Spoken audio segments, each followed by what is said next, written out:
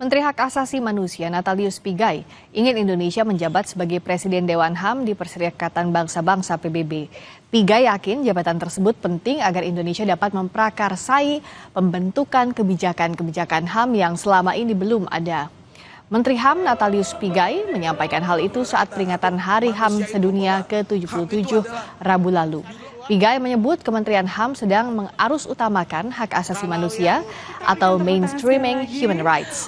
Pigai yakin Indonesia bisa merebut jabatan Presiden Dewan HAM PBB untuk membentuk kebijakan HAM terkait korupsi, lingkungan, pemilu, hingga pembangunan. Mohon tetap bertahan di dalam puncak acara peringatan Hari HAM. Di tingkat dunia, kalau pemimpin-pemimpin tidak prominent dalam demokrasi dan hak asasi manusia, kalau hari ini kita tidak mempersiapkan diri,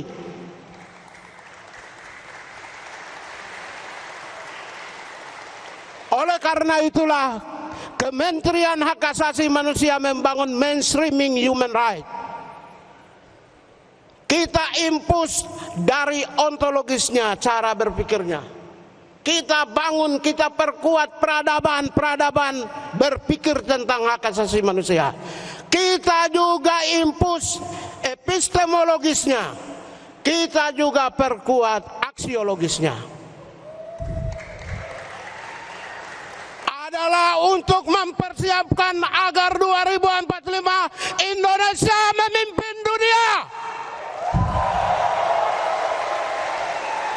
Jangan tanggung-tanggung untuk mengambil alih tongkat kepemimpinan dunia.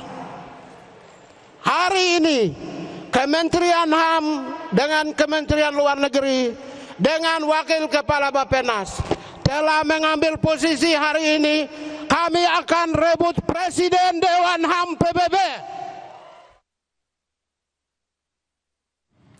Informasi tadi sekaligus menutup perjumpaan kita dan saudara kami ingatkan untuk selalu penuhi kebutuhan hidrasi Anda sepanjang hari dengan air mineral yang pasti sejuknya. Saya masih Serta Regan. Dan saya Friska Clarissa. Terima kasih, sampai jumpa.